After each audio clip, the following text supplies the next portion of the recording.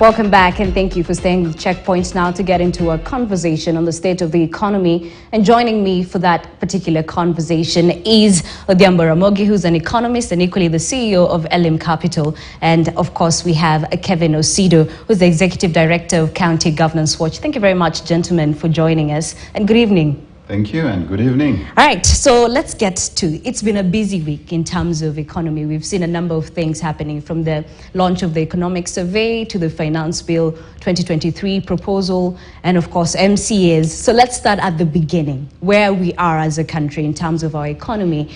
And according to the Kenya National Bureau of Statistics, well, the economy grew by 4.8% in 2022, which is slightly slower than 2021. From where you sit as an economist, where do you think we are? Is there light at the end of the tunnel? Really? Well, there's always light at the end of the tunnel. I would try to make Kenyans believe it's all doom and gloom. Yeah. We are still post-recovery, post-COVID recovery. Last year, we saw extreme good performance in terms of I think we topped 7.6, 7.8%. And this was occasioned by the fact that, the economy was underperforming. Mm-hmm. If I remember clearly, in 2020, there's a quarter that we actually did negative growth. And so in the following year, when now the economy was quote unquote opened and people were permitted to go back to work, and we saw transport going back to full operation, tourism, etc. Mm. So you expected that we are coming from zero to full operation. So that change or transition is what occasioned the growth. So it's not necessarily growth, it's more of a recovery from a zero situation or a negative situation. Okay. But now this year, we are coming now from a position of we were already operating, and now we are measuring that, that performance based on where we were last year to where we've come this year. And yes, it's a bit disappointing, 4.8, it's disappointing. But I'll try to explain it that we have what you call a congruence of many factors, mm-hmm. Negative factors that are affecting the country, both locally and internationally. Locally, we are faced with continuous drought and underperformance in agriculture or agricultural productivity. We've seen that we had locust invasion. Of course, all these are effects of climate change and the problems therein. But at the same time, we've also experienced global realities like the Ukraine war, the strengthening of the dollar after many of the dollar and other foreign currencies after many of the central banks and the Federal Reserve Bank increased the interest rates. And so all these factors play a role in ensuring that our economy is not as performing as it was before COVID-19. Yeah. But at the same time, I think there are good plans in terms of where we are heading as a country. I would say, yes, we are at a bad place. Not exactly where, for example, Ghana is or the Greek crisis yet, but there is still hope. But it's a but. But Osido, coming to you, of course, the data is rich.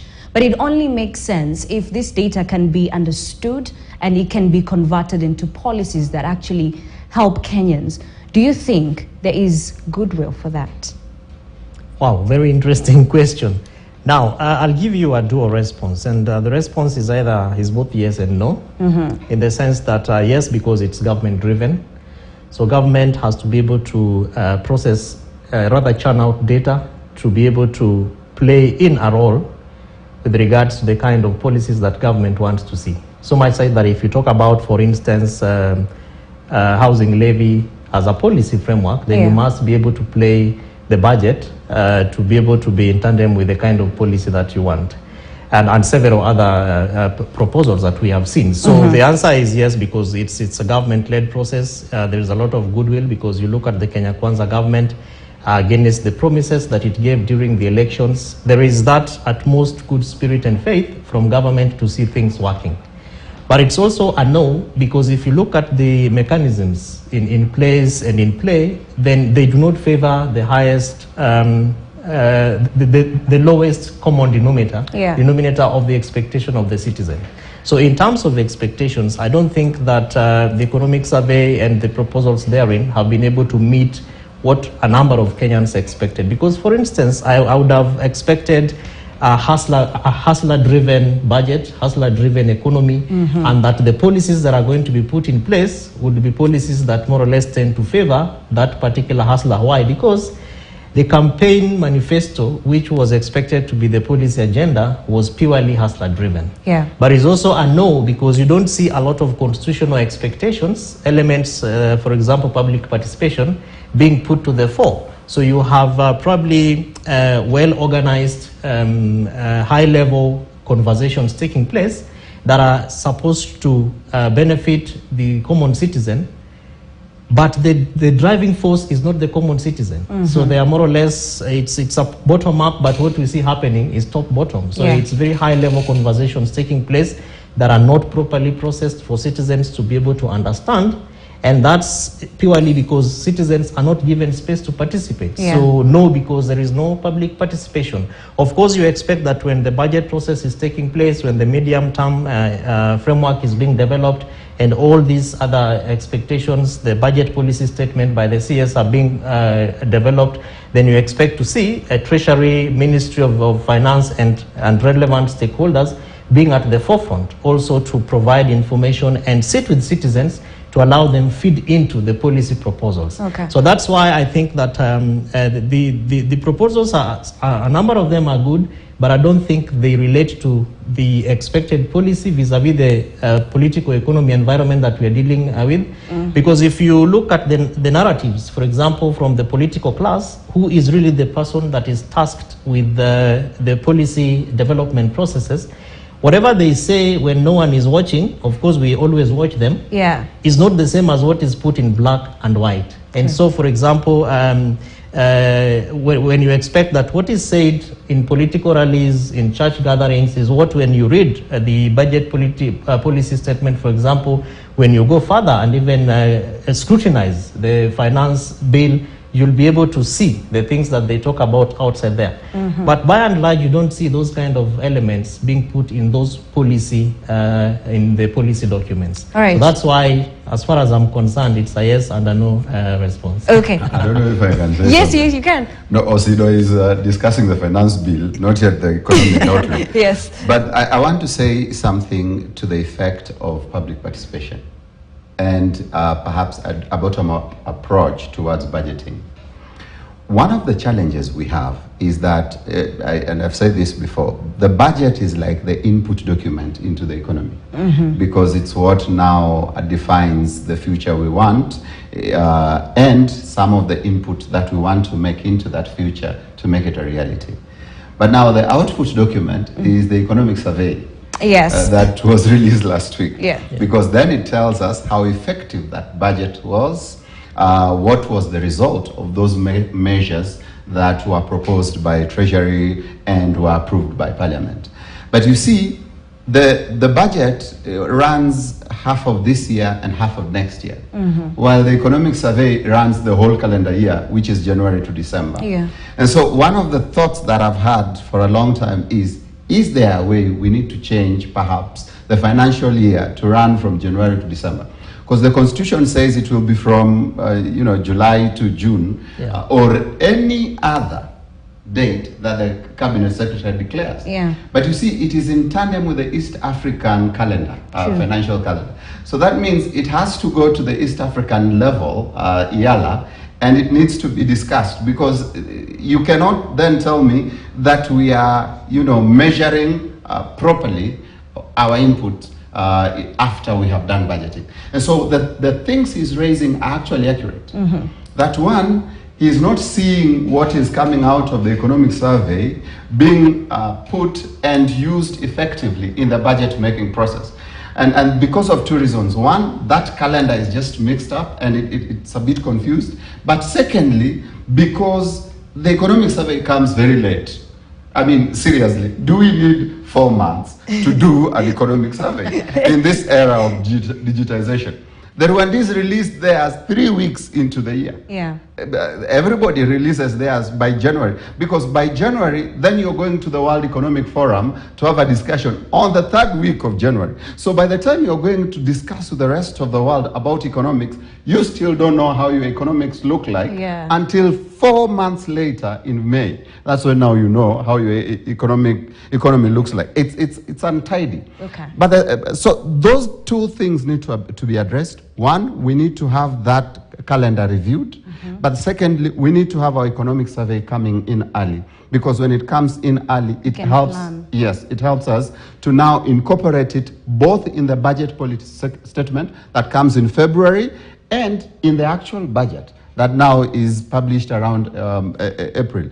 And so for me, I think that needs to be, but you know, right now as we sit, that timing is just, it's off. Okay. And Parliament has the responsibility of doing public participation. They have invited us to do public participation. But you know, you have very little time between now and the time that they are reading the budget. It's very little. It's so that needs to be reviewed all over again. Yes. One of the things I think that needs to happen is not to be so restrictive about all these things, including the budget process, the economic outlook.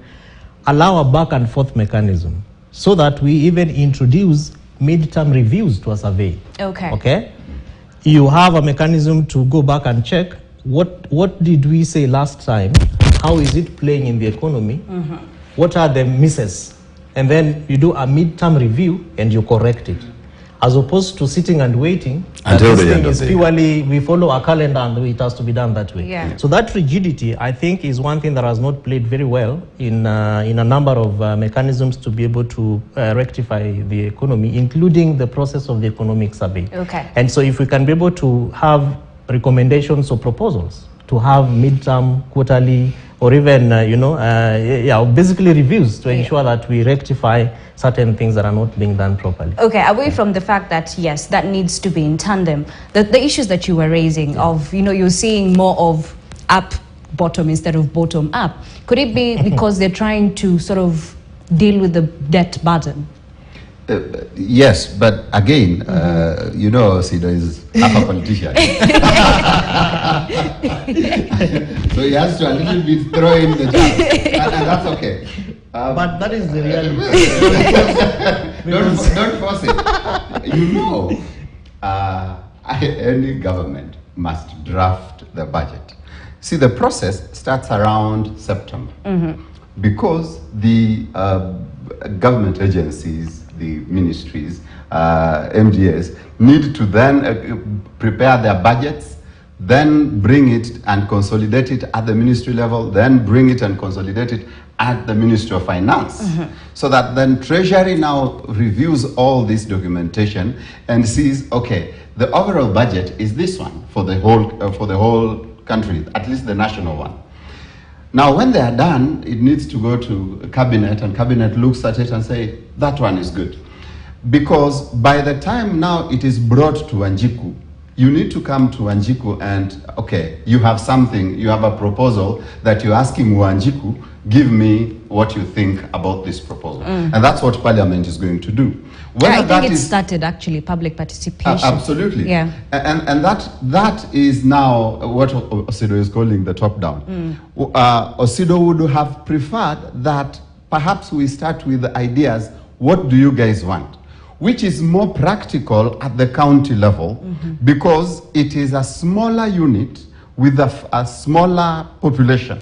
And so then you can play about, and I saw Professor Kibwana sitting under a tree, a mango tree with the elders and asking them, what do you want us guys to prioritize? And then now it's included in the budget. And then after that, then it is taken to the local assembly. Then public participation happens at the local assembly. Because you see, the constitutional mandate to do the budget rests with the assembly.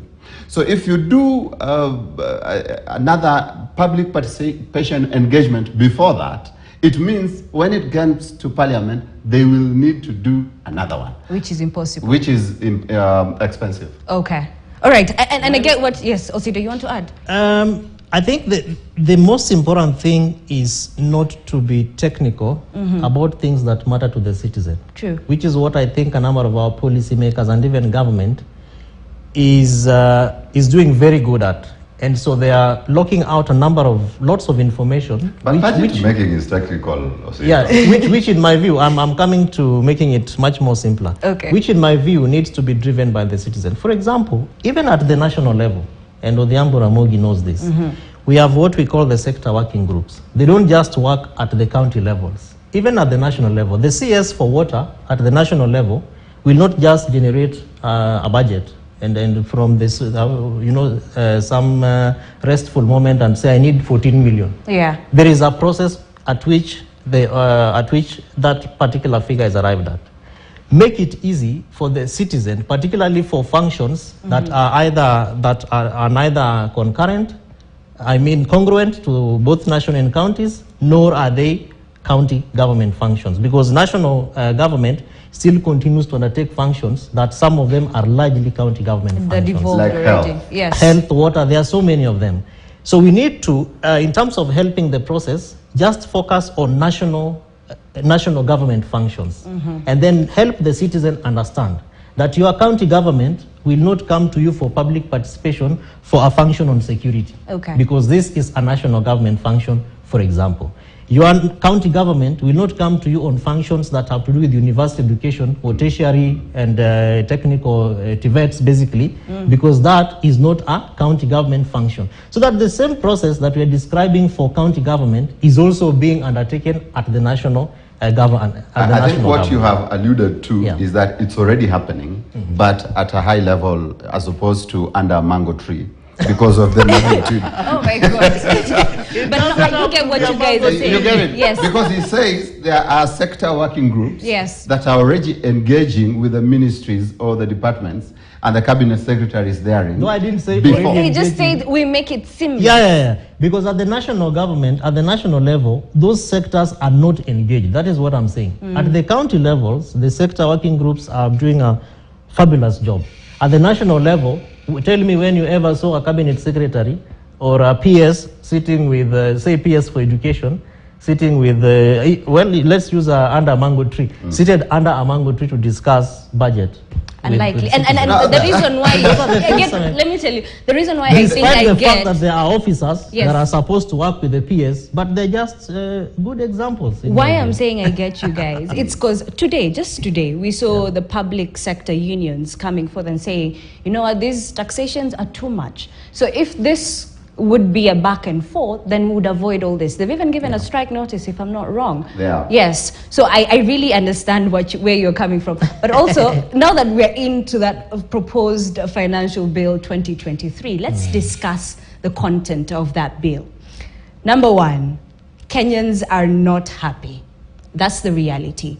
Those who are earning 500 and above, you know, Sido, you're laughing. Are you affected by any chance? I am not, but I know people, so many people who are affected. Okay. Why must it be that way? And for instance, how many Kenyans earn $500,000 and above? They are accountable people, you know? We know the levels, both in government and even in the private sector. Yeah. But of course, without necessarily saying or delving into why government is doing that, we know some of the needs. Of course, bloated labor force. We have issues to do with the debt burden that government is now trying to recover to be able to meet. I could talk about the 500,000, but in my view, there are a number of things that government should have done without necessarily targeting a specific set number of government level services. Because, for instance, you're being taxed, and that tax has actually been increased from 30% to 35%. So you increase that tax, then you go to some of the statutory deductions, like pay as you earn, housing levy. Then you also move into NHIF. Why? And in my view, it still goes back to mere public participation. Sure. Increasing wage bill, and then you look at how much can we accrue as a government.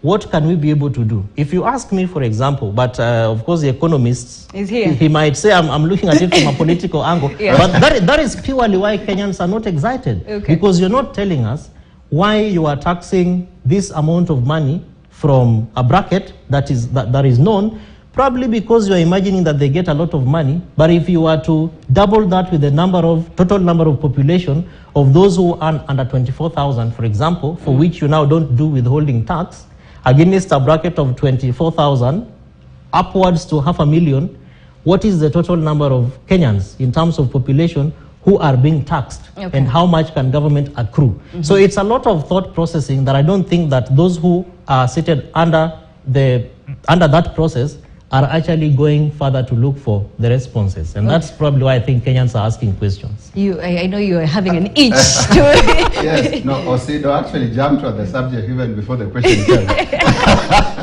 I've known him for long. I didn't know he's very excited about some of these matters. Yes. But let me start with the big picture. Not be here. Let me start with the big picture first. Okay. The Finance Bill 2023 is a reality check on where our economy is.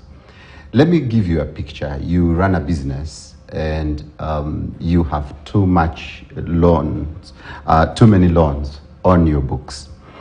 About half of your revenue go into paying loans, and the other half you are free to do with whatever you want. You have three options. Option one is austerity, which means you don't spend, you don't buy anything with this money you get in the business. You just sit with it. The problem of not spending is you cannot buy stock. And if you cannot buy stock, then you cannot generate revenue. And therefore, your business is going to die very fast, faster than you can blink. So option one is there, but it is leading you to sudden death.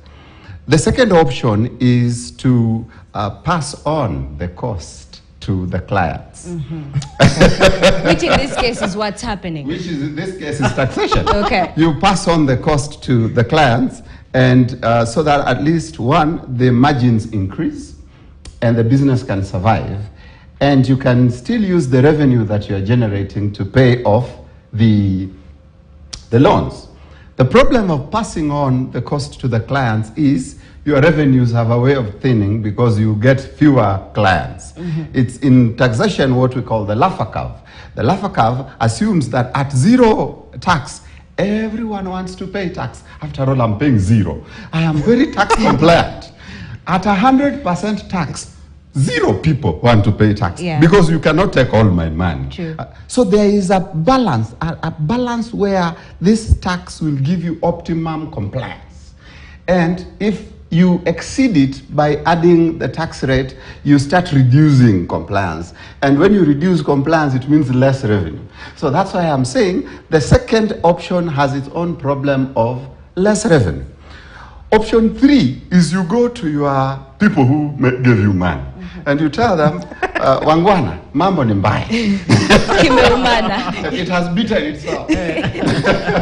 So kindly allow me more time to pay you this money, less repayment every month, but I will at the end of the day pay you. The problem with this one is that other creditors will be afraid of you because they will say, this guy hajajipanga vizuri, he has not organized himself nicely. Why is he taking a loan then unable to pay midway? And governments survive on loans. You need to have that option that at any given time, should things go dark, you can always go and borrow. If then you close that door by things I hear people saying, debt restructuring, then you find yourself in that trouble. It looks like this entrepreneur called the government of Kenya has opted for option two, which is pass on the cost to the client, which is you and me. Yes. Now, it is a tricky one because, yes, it reduces your revenue, but at least you have revenue. Yeah, but just before you continue, yes, you have revenue, but let's take a look at this. Commodity prices are up. So the little that I have, I'm literally struggling to survive with, and you're still coming for that little. What am I left with? And that's where Kenyans are. No, I get you. But you see, and Osido will not like the sound of this because I know I know the side is leaning towards. No, I am taking notes. You're ready for a rebuttal. Okay. Because the truth of the matter is, we are complaining now Yet the problems started as early as 2015, 2016, when we were borrowing profusely. We went to China too many times. We have a loan for SGR, a loan of around 1 trillion shillings. Then there's expressway. And then there's the expressway. And then we never shouted and went to the streets then. Now we are going to the streets with sufriyas in our heads and saying we are struggling and things are bad. But you see, the government of the day is just managing. The problem is inherited. They were part of that government, don't get me wrong. True. I am not getting them out of the hook. They were part of that government. But in terms of us complaining, I think the chickens have come home to roost. Okay. And even as much as we complain, the reality of the matter is that we have a loan that we have to service, and because of that, there are services that will be cut, and because of that, there are taxes that will be increased. That is the reality of it. Okay, even as you rebut on Lucido, please, find a way of answering this as well. So then, from what he's saying, this is a problem that was inherited. But once again, this is a government, you have to work. So then, do you think then this is the first litmus test that parliamentarians will have to have in terms of choosing either Mwananchi or political lines? They will definitely choose Mwananchi. Which is sad. Yeah, which is extremely sad, and that's what they've perfectly done, even in the past. When it comes to things that really concern the common citizen in this country, we don't see parliamentarians coming up so strongly with equal zeal, zest, and oomph, like we see them talking about issues that have to do with them. Like the MCAs, like for salaries, example. And now we also have members of county assemblies, MCAs. There are things that parliamentarians are supposed to be doing. For example, if you ask me a question, for instance, on the employment opportunities increased, what are these sectors that contributed to those employment opportunities? Yeah. Is it health? Whereas we are seeing every day Kenyan doctors are issuing strike notices. As we speak today, more than 24 counties have issued strike notices, health workers. Is it education? Yet, we have teachers also issuing strike notices. So when we talk about the 500,000, that's why I keep insisting that government knows who these people are. Yeah. We don't have to box them, put them in a box. We need to expand the spaces for revenue generation for government. Because once we increase spaces for revenue generation, then it means that Kenyans will have money in their pockets and you cannot be able to tax them. But now, if you have 500,000 people who are earning 500,000, who in fact might not even be more than 1.5 million, even if you tax them, will they be able to deal with the debt issues that Odhiambo is talking to us about? I really don't think so. You talk about, and today Kenyans, we are talking about 2 levels of government. So we can't talk about a budget at national and we fail to focus on counties. How many county workers earn 500,000 shillings? Across all the 47 counties. Just a drop in the ocean. Yeah, they're very minimal. Whereas, or rather as opposed to putting investment in encouraging counties to boost their own source revenue. How? By looking at, for example, manufacturing and asking yourself, what if as government we emphasized on one industry, one county? So that we have 47 industries.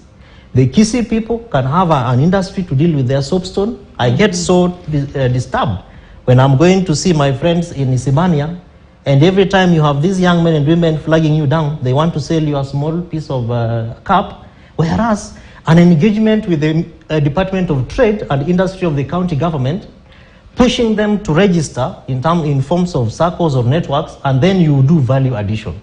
And then national government boosts Kisii County to have an industry for soapstone. You will not need to count how many people earn 500,000 in Kisii to tax them. Go to Lake Region, because now counties have economic blocks and they're supposed to spur economic growth. Why are we not talking about helping counties to spur those economic blocks so that we ensure that citizens or people within those counties have more money? Then we can tax them. So help Kisumu County and the neighboring counties to have a fish industry. Why must lorries keep traveling every night to Thika? carrying fish from Missouri, where I come from Lake Victoria, from Sindo, from Rusinga, from Mfangano. Why not help partner with those counties and put up a strong fish industry that now can be able to boost employment opportunities? You won't have young people coming to look for jobs, and then they're the ones doing mandamanos in Kibra, in Madare, and in all those other places, including Huruma. You go to Muranga here, farmers are actually pouring milk. Why not get into a partnership with the county government so that you have a fish industry that helps the common farmer that the national government is talking about every day, to partner with the county government to have a strong fish industry that now can be able to expand employment opportunities, so that we don't have to look for people who are earning 500,000 and above. So I think for me, we have not done well in terms of looking at the opportunities that can be able to help government. We were told by the former president that Kenya loses 2 billion shillings a day. Yeah. What have we done about corruption? Nothing. Is anyone going to tell us that, yes, we were told that we are losing 2 billion, but apart from Nairobi County's own revenue per day, which is about almost 2.4 billion, who will tell us how we are recouping back the losses per day? That has to be a responsibility of an individual. That yes, Kenya is losing 2 billion, but as a government, we are doing all this to be able to deal with the loopholes of corruption. But as we deal with the loopholes of corruption, this is the much we are raising per day. So as in terms of what government can be able to do, I think there has not been very clear, deliberate thought in terms of building both the aspirations of the national government as opposed to debt repayment, all these measures that have taken, and it is not enough to keep saying they didn't start yesterday. Okay. We cannot, for example, talk about SGR and expressway and blame it on a former government, and the current president was a deputy president. Yeah. And he said, you are not having enough food because of the handshake. Today, Kenya has 50 plus CASs. They are being paid. Look at the wage bill. Now, if you have that as an addition to the people who are earning 500,000, then that's fine. But is it enough to repay the debts? I don't think so. Absolutely not. It's okay. Let me at least clarify on a few things. Okay. First of all, there is a fish factory in Kisumu. Called what? I cannot say that on air. They are not paid for advertising. Secondly, my elder brother works there. My elder brother works there. Secondly, when the president came to power, I think one of the few first decisions that cabinet made was $1 billion shillings targeted towards that. Is it a mortgage? No, let me finish. Allow me to finish. Let me continue. Let him just, and then you finish. Let me continue, because we have done a research on this, Okay. and it will not be fair to our viewers. We have 47 counties. Lake Region Economic Block has 14 counties. Let me continue. Go to Western, where we have sugar industries. No, he's What has been the story? let him finish, and then you can rebuttal. Okay. Give me the name of the fish industry. Am I allowed to say so? Just say it for the sake of a thing. There is Alpha Fine Foods has a factory in Kisumu where my brother works. Also Fine Foods is a fish industry. Yes, it is. Yes. Anyway, let's not dwell on that. Let me educate him. That's why I'm here. They get fish from Muhanya, where my brother also is a fisherman. They get in Usenge. They get fish from Kisumu County here, Kamanara, Kaloka down there, and they produce it from Kisumu. And you cannot come on air and fishermen from Missouri Beach, and I can prove this to you. And then there's another one. Anyway, let's proceed. Let's proceed. Let's move on. Yes. On the 500,000 shillings. Yes. I will tell you for a fact that it is not the whole 500,000 which is charged at 35.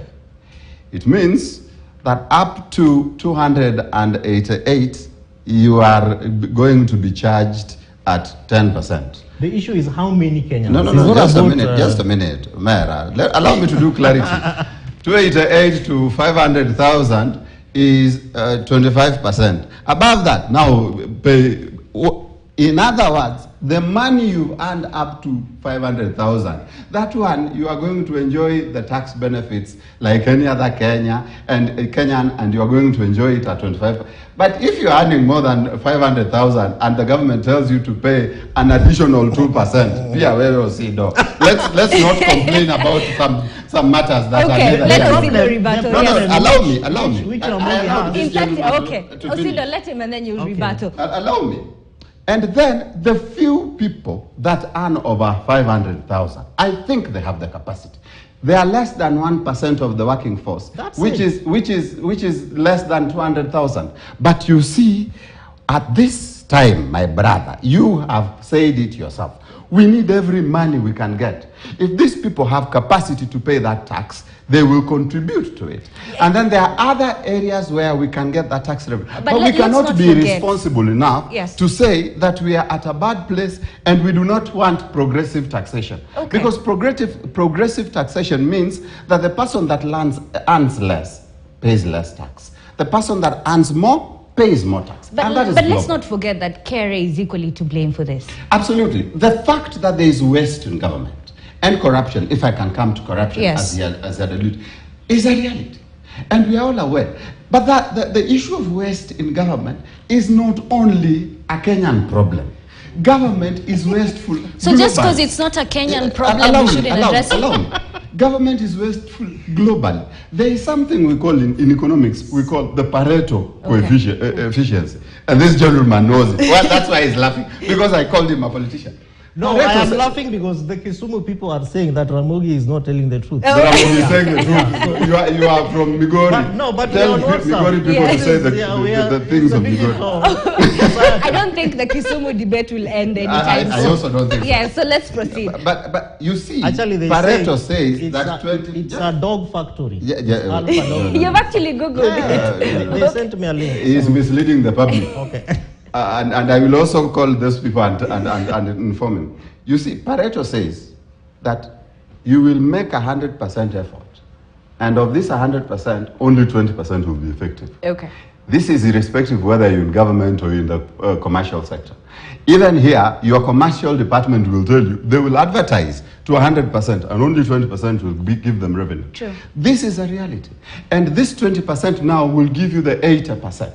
And so if you expect government to operate like an individual, like Kevin Osido, with utmost efficiency because he's one person, it is impossible. Okay. The reality of the matter Okay. is that, yes, you can reduce the wastage, but you cannot eliminate. Okay, gentlemen, we only have 10 minutes, so we have to keep moving. As you What- rebuttal, yeah. Osido, Not necessarily on the comments is made, Yes. but to move the conversation forward. Please. That as we tax Kenyans, they are also asking for service delivery. Okay. That tax me, and when I walk into a health facility, let me find medicine. okay. Tax me, and when it rains, let the roads be clear that I can see them, and that people don't have to get into ditches with their vehicles, their animals, and all that because of failure of government to use the tax, to do the right thing. Okay. Tax me, but ensure that disaster management in my areas are pure so that the people in Nyando don't have to be swept with the floods, because you've taxed me, but I can't fill my taxes.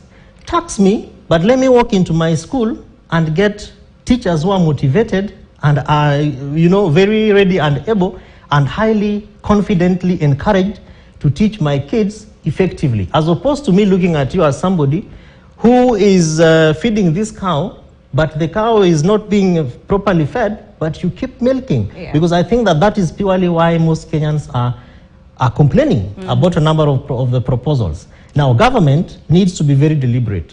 And I don't think there is any harm in testing the people's minds by just involving them. Of course, these are proposals, and parliament, the kind of parliament that we have, I don't think I could even rightly say these are proposals. They are going to pass because our parliamentarians largely don't spend time to talk to the citizens and feel them. And so the duty, the burden of responsibility boils both back to them and also how they inform government policies that relate to how services are delivered to the people. Okay. Fact of the matter, Ramogi, is that you tax even whether they are 200,000, and I'm glad that you responded to the question because Kenyans who earn even 200K and above are accountable. you know. Now, when they go to the sokos to buy tomatoes and oranges, the mama mboga will tell them, they'll tell the mama mboga, you know, I'm being taxed more, so I can't buy three nyanyas at 20 shillings. 20? Yes, I'll Where give is you. This that you sold three nyanyas at 20? I'll give you. No, wait. Give me the 3, but add me 1 more because my taxes have gone up. Now that depends on where you are buying it from, but that is for the 500,000 plus. For the common citizen, you might not even get that tomato. So what I'm saying in a nutshell is rationalized taxation, service delivery, and population output. Okay. I don't think government, even through Kenya National Bureau of Statistics and Ministry of Finance, and even the M&E team, because I know that there is a department within Treasury that is charged with undertaking research, doing monitoring and evaluation, and all these concerns. Okay. I have not gone into issues around white elephants, Odhiambo, because we have a government, for example, that launches one road, one school 14 times. It is budgeted for year in, year out. Why? Somebody has to bring it to a stall and say, the money which we are going to use to rebudget for that road construction can be rechanneled somewhere. That is a responsibility that somebody has to be held accountable over. Before Odhiambo, you respond. You remember when I asked you, is there proper goodwill? And why I'm saying this, it's not just parliamentarians or the government in general, all leaders. For example, MCAs, they're demanding for, more money. And here we are, we're seeing the Deputy President keep on saying the coffers are empty. So where are we getting that money from? It is a tall order. I don't think it is a clear call by MCAs, but they're picking it from somewhere. And that is purely from the National Assembly. Okay. Because how come when MPs and when senators and parliamentarians or National Assembly reps ask for money, they actually get it. Now you go back to MCAs and from the inaugural conference which they held, where most of their prayers and cries were being undertaken, you feel for them from a very local perspective, because they are saying it is us who are rather in touch with the least common person in the village. We attend so many weddings, we attend so many funerals, we are in over this number of WhatsApp groups. Where do people think we get that money? Which is why, in my view, actually, if we can be able to help spur economic growth by looking at within the economic outlook, which are the sectors that are contributing highest in the economy, then we encourage boosting them. We encourage enhancement. We encourage strengthening them. And if you look at the Schedule 4 functions, most of those sectors would be at the county level. Then you tell MCAs, if you want more money, then pass laws to help counties to also enhance their own source revenue. Because part of the reasons why counties are not doing very well is because of the pilferages, the missteps that counties are undertaking. Why do you have somebody stopping matatus on the road and they give you a piece of paper and you give them cash? Digitize that process so that we get to know how many matatus moved from this county to the next counties and how much did we collect. Okay. As it is today, it is very difficult to account for it. So make it easy for MCAs to understand that if you want more money, which we don't have right now, there is a responsibility that rests on you, which is help the county to undertake proper on-source revenue mechanisms by boosting processes that will help us to get more money. And then once we get more money, then we can contribute to a kitty that now pays you more. Of course, if you look at it from CRC, Salaries and Remuneration Commission, the call is far-fetched. Look at it from the economic context today, it is very difficult. That call is far-fetched, it is not the right timing, but I'll tell you for free that MCAs as well will get that call passed. Okay. I think they are not serious. MCAs are joking with us. They need to get serious. Okay. We are at a very tight spot as a country. We're struggling, trying to find where we will get money to survive, because at least a good number of our revenue goes towards paying debt. And then they are coming, they want to be added salaries when people actually don't have jobs. They should at least be thankful they have jobs. Yeah. They are not serious. Okay. I mean, they have jobs, and some of them have jobs which they don't even qualify for. And then they are still asking for more money for the jobs that they don't qualify. They are not serious, and they should be serious. But let me come back to a discussion of the day in terms of the finance bill. In many ways, I agree with Osido on one thing. let's reduce the wastage, and let's eliminate corruption. And I think I saw that my bishop has just been ordained the new chair of EACC. I wish him the best. It's a tough call. The clergy before him did not succeed much, but I wish him well, notwithstanding. If we can reduce that corruption, we will get to a better place. But at the same time, I pray that this government prioritizes some of the plans they put in place in the manifesto, because those plans were awesome and they can actually get us somewhere. But if we do too much politicking and people look at their selfish interests, people in high places in government, then we probably will not get there. Finally, I want to encourage some of the colleagues, especially honorable members like Kevin, that we do not discourage Kenyans too much and paint a color of doom and gloom. And the reason I say this is because markets respond to sentiments, and economies also respond to sentiments. And the other day, the CBK went into the market and looking for money and came back half empty. I mean, because the subscriptions were lower than their expectation. This has happened before. But you see, if you sensationalize some of these things and make it bad, ultimately it will affect the economy and it will affect us some more, because now if government will not be able to borrow, and some of us now take cuts from our savings, our investments, pension schemes get affected, some of our parents now unable to get their pensions, ultimately it will come down to us. The dependency ratio on actually perhaps will be a bit higher than it is right now, and that will make the situation even worse. Let's appreciate the fact that we are somewhere. Even though things are not looking as good as they should, we are somewhere and there is progress in that direction. And we should celebrate our country. Not necessarily the government, but our country. Okay, definitely. And that calls for what is called open government. That's your final take, yes. Exactly. So as Honorable Ramogi was asking for... Now you're all honorable members. No, you know, when somebody calls you honorable member, you also just, you have to give back the same measure and 100 times shaken together, rolling over. But I wanted to say that access to information. For citizens to help government needs to be as open as is effectively possible, or possibly effective. So that, for example, tell us what SGR is, how much did we borrow, so that these repayments are not just things that we hear about as news items. That's when I can tell you today, it's around 1 trillion shillings. Number two, and as the dollar gets worse, it will get number two, as we talk about corruption and all these efforts that government is putting in place, be open with Kenyans and tell us, last year we were able to recover 50 shillings from money which was lost. Kenyans will be able to understand and relate to your efforts. As opposed to us seeing pilferages and gaps, and then you are appointing commissioners, you are talking about, dealing with corruption, but we can't touch it. Okay. What Kenyans are touching right now is lack of money in their pockets, unemployment for young people. As much as the outlook, the economic survey says employment was created, we don't know which sectors.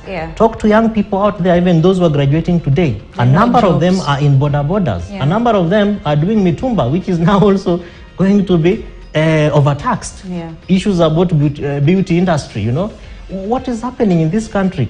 Be open with citizens. Let's have a conversation about our country so that we can, all of us, put our hands on deck and deal with our problems as Kenyans. All right, gentlemen, that was a heated conversation. I enjoyed it. Thank you so much for your company and your contribution. Kevin Osido, Executive Director, County Governance Watch, and of course, Odhiambo Ramogi, who is an economist and the CEO of Elim Capital. And I am Ashley Mazuri. Enjoy the rest of your viewing and good night.